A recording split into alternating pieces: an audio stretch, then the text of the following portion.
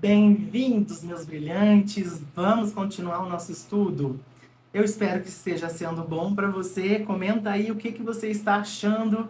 Se você não viu ainda, corre lá na parte 1, onde a gente faz toda a apresentação do sumário, da introdução, tá bom? E vamos lá, estamos estudando o Antigo Segredo da Flor da Vida, pedindo a bênção e a proteção de Deus, que possamos compreender as mensagens que serão trazidas aqui com clareza, discernimento e sabedoria. E ainda estamos no capítulo 1, né, minha galerinha? Que está me acompanhando. É uma realidade superior e includente. Continuando.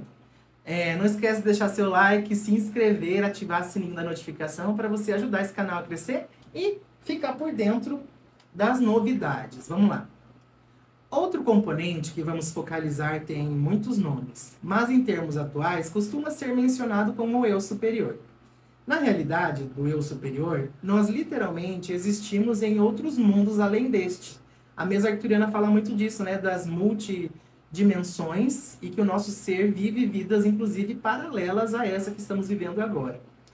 Existem tantas dimensões e mundos que isso quase ultrapassa a capacidade humana de concebê-lo. Esses níveis são muito específicos e matemáticos.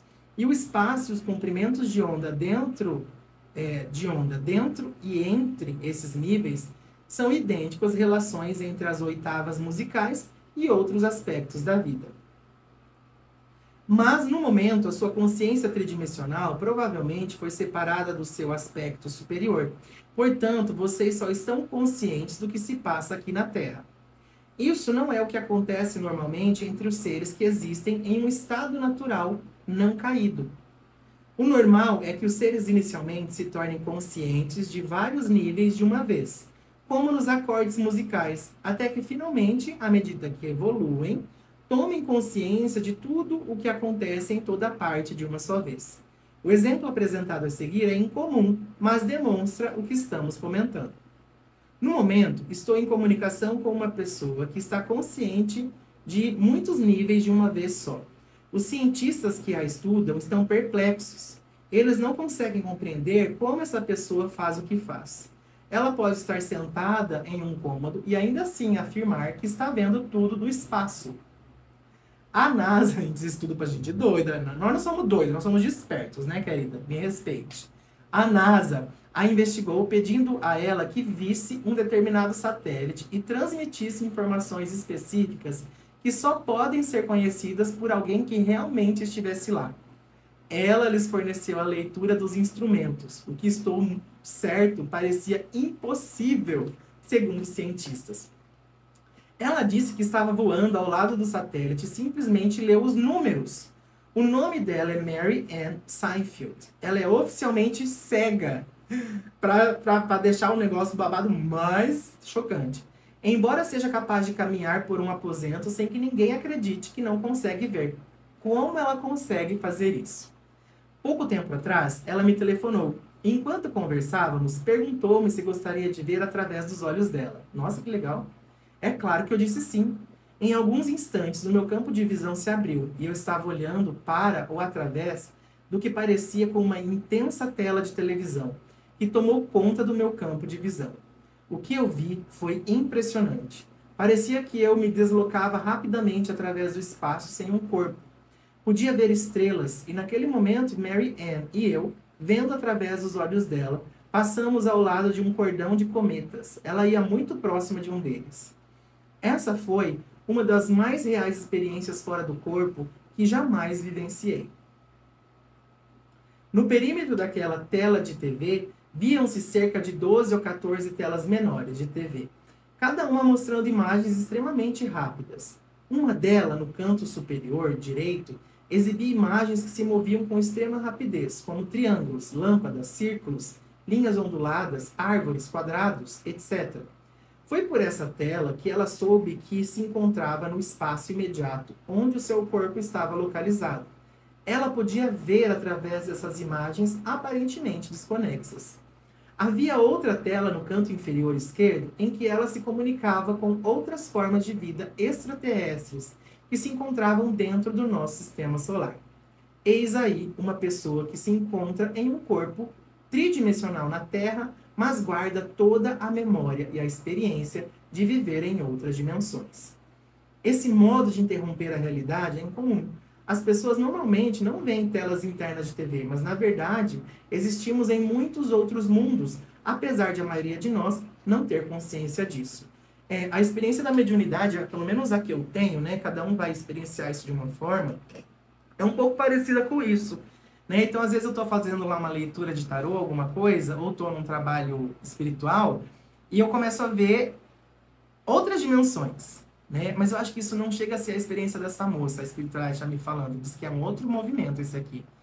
O que eu estou dando de exemplo é um exemplo da mediunidade, né? É um leve desdobramento do meu corpo energético, onde eu saio desse material, vou um pouquinho para o lado, e é como se ampliasse a minha capacidade de visão daquilo que acontece no outro lado, né? Então, esse experimento dessa moça fala dessa capacidade dela estar aqui num corpo material e conseguir, ao mesmo tempo estando aqui, acessar qualquer outras situações, né? É como se o mental dela, a outra parte dela, fosse até esses lugares e conseguisse compreender o que está se passando lá.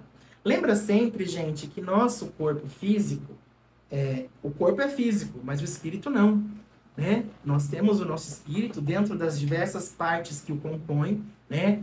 O Allan Kardec cunhou como perispírito, mas temos lá o duplo etérico, o corpo astral, o corpo mental inferior, superior, o corpo búdico, átimo, e aí chega na nossa centelha divina.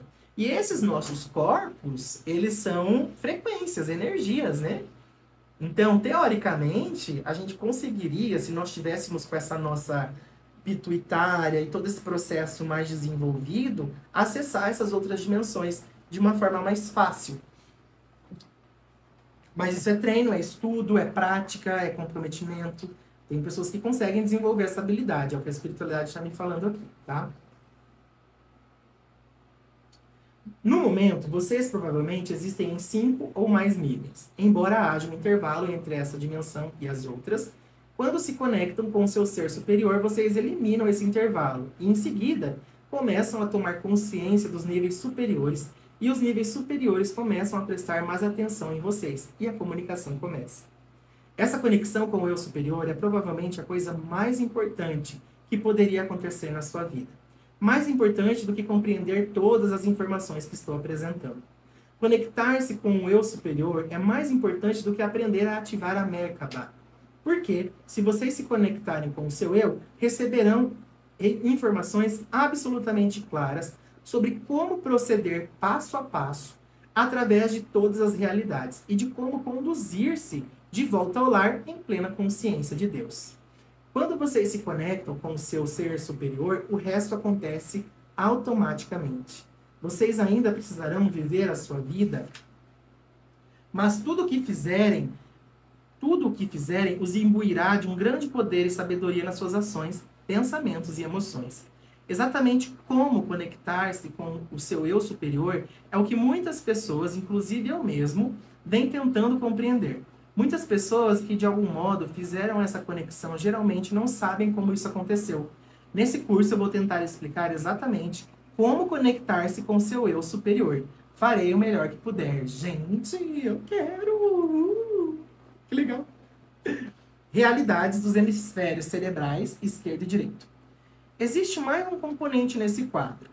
Estou gastando, talvez, metade do nosso tempo com informações do hemisfério cerebral esquerdo, como formas geométricas e fatos, e todos os tipos de informações que para muitas pessoas espiritualizadas podem parecer absolutamente sem importância.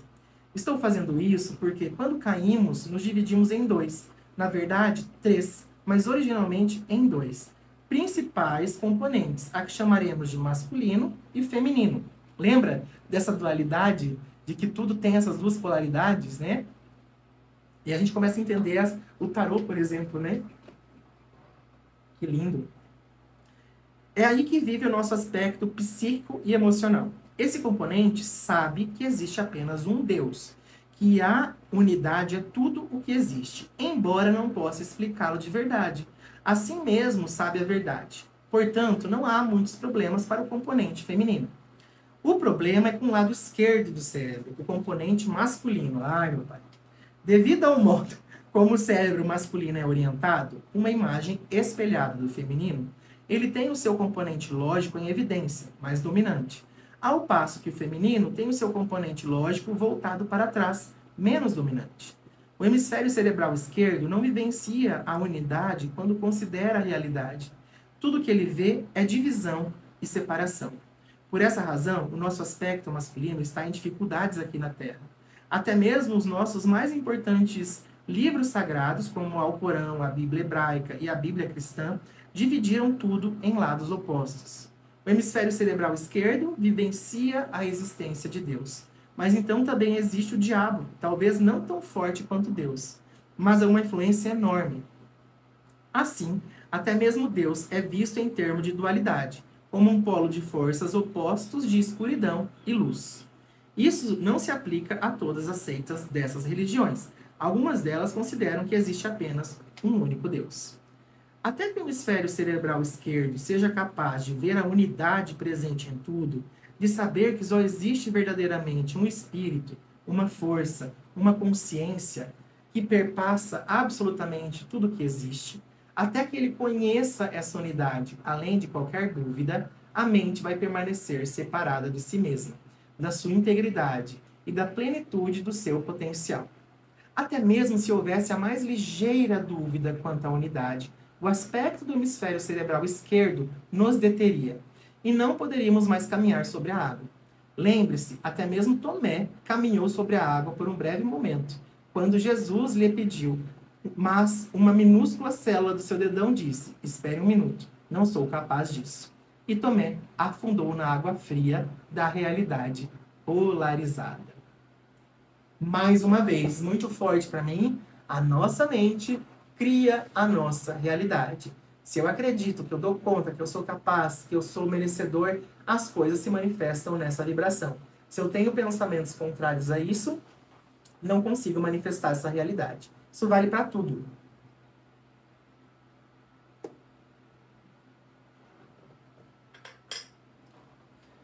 Até onde vamos com essas informações?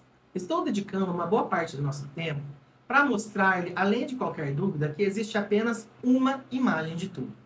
Existe uma e apenas uma imagem que criou tudo que existe. E essa imagem é a mesma que formou o campo eletromagnético ao redor do seu corpo. A mesma geometria que existe no seu campo pode ser encontrada ao redor de tudo. Planetas, galáxias, átomos e tudo mais. Vamos analisar essa imagem em mais detalhes. Vamos também entrar na história da Terra, porque ela é muito importante aqui para a nossa situação atual.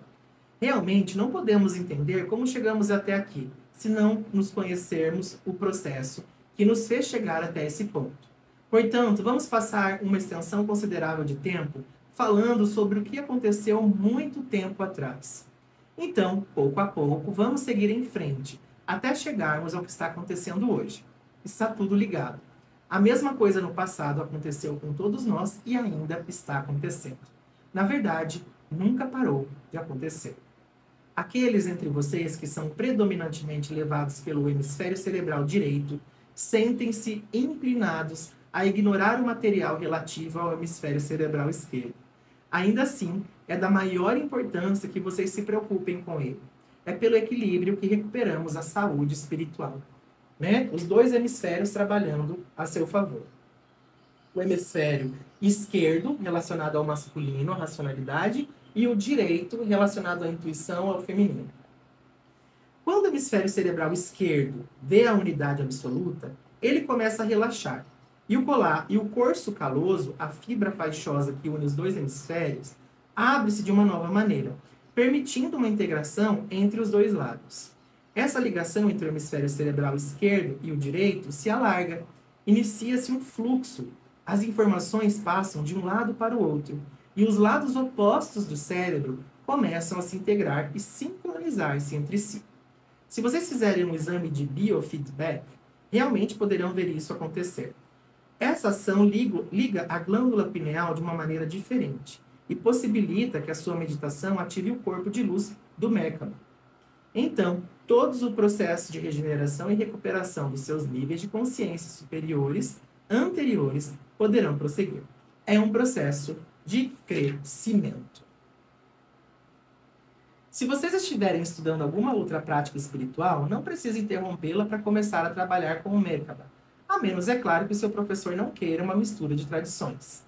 Outras meditações que são baseadas na verdade podem ser extremamente úteis, uma vez que o Merkaba esteja girando, porque então os resultados notáveis podem ocorrer com muita rapidez. Vou me repetir apenas para que você entenda de uma vez por todas. O corpo de luz do Merkaba não contradiz nem impede nem outro tipo de meditação ou religião que se baseie na crença de que existe apenas um Deus. Até aqui falamos apenas sobre o ABC da espiritualidade. Meu Deus, imagina o D e F. Esses são apenas os passos iniciais. Mas esses primeiros passos são os mais importantes que eu conheço.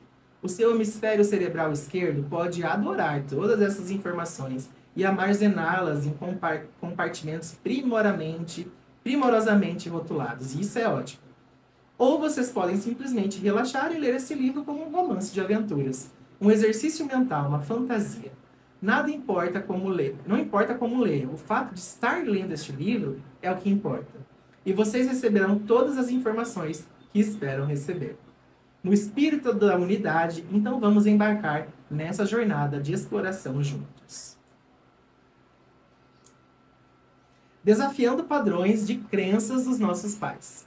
Muitas ideias que acreditamos hoje e fatos que nos ensinaram na escola são simplesmente inverídicos. E as pessoas agora estão começando a entender isso em todo o mundo. É claro que normalmente se acreditava que esses padrões fossem verdadeiros na época em que foram ensinados. Mas então os conceitos e as ideias mudaram e a geração seguinte aprendeu verdades diferentes.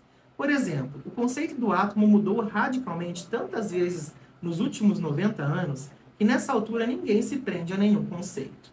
É usado um conceito, mas sabendo-se que pode estar errado.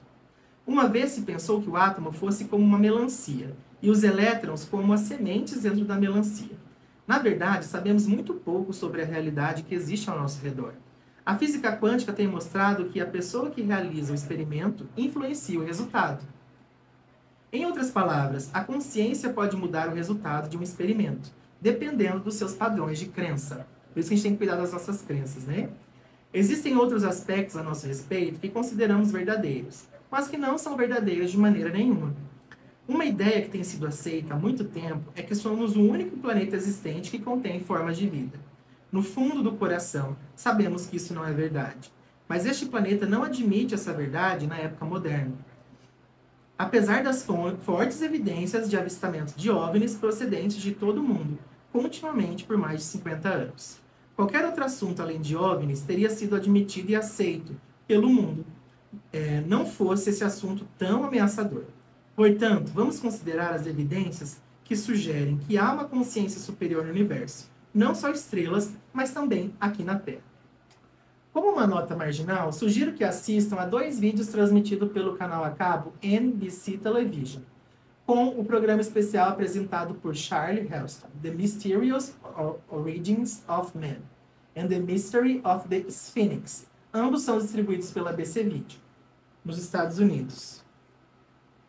Vamos ver se a gente acha isso para assistir? Vou pôr aqui para vocês fazerem print, para procurarem depois se tem esse vídeo mesmo, tá? Se eu achar, eu vou colocar aqui nos comentários ou na descrição. Acho que nos comentários eu coloco, tá?